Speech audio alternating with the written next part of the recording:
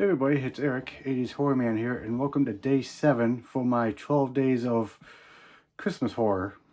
Today, I'll be doing a movie that was done in 1984, so this movie is 40 years old this year, and I already did a review on this movie a couple of years ago for my 31 Days of Horror, but I figured, why not do this as a part for the 12 Days of Christmas Horror, so... What? This is like one of my favorite Christmas slasher 80s horror movies of all time. And this movie was very controversial when the movie first came out in the year of 1984. And the movie I'm talking about is Silent Night, Deadly Night. This was put out by Scream Factory. Now, the reason why I said that this movie was controversial back in 1984 when the movie first came out is because you have people who are trying to get the movie banned from theaters and signing petitions just to get this movie banned from theaters.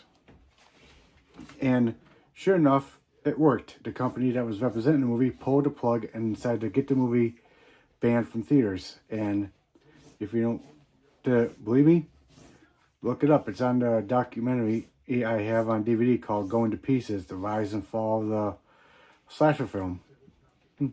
And I mean, it's even displayed in the newspaper articles on my soundtrack of Silent Night, Deadly Night. So, right there's all the newspaper articles on this movie, Silent Night, Deadly Night. So, what this movie is about, it's about where you got a little boy by the name of Billy Chapman, and after his parents get done taking him to go see his grandfather, who's like in a mental hospital where he doesn't say a word. Then all of a sudden, when the parents go in to see the doctor in the office, next year the grandfather starts talking to Billy, telling him that Christmas Eve is the scariest goddamn night of the year. But then, when they're driving home, Billy starts asking his mom if she was ever naughty when she was little. And saying, Mom, you shouldn't say that about Santa Claus. I have to punish you. And they're like, who said that? Grandpa. And so while they're still driving down the road, they come across a guy wearing a Santa Claus costume. And sure enough, what happens is the guy dressed in a Santa Claus costume ends up killing the boy's parents, shooting the father dead, raping the mom, killing her too. And then years go by. Billy grows up in an orphanage, being abused by nuns, especially by that one nun who's like a real bitch in the movie, Mother Superior. But then when he's 18 and finally out on his own, he gets a job working at a local toy store. And everything's going fine for him until his boss decides to have him dress up as Santa Claus for the kids. And then all of a sudden, when he's just like having flashbacks of what happened to his parents from his childhood, he just snaps and just starts going on a murderous rampage, killing the people that are consuming to be either naughty or being punished. So, that's pretty much the synopsis of this movie. And this movie does have a recognizable death scene with Linnea Quigley's character, where she's like topless and she's wearing a pair of jean shorts, and Robert Brian Wilson's character as Billy, dressed up as Santa Claus, puts Linnea Quigley up onto the mounted deer, just piercing her with those antlers from the mounted deer head. So that's like one of the most recognizable death scenes from that movie. And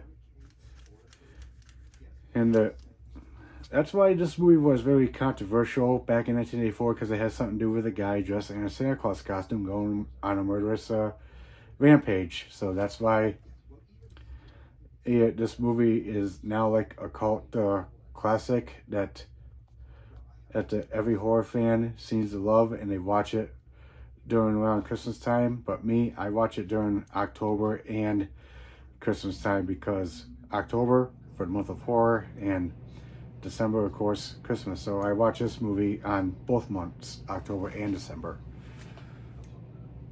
This movie does have special features because this is a 2-disc. One disc is a theatrical version. The second disc is the unrated version.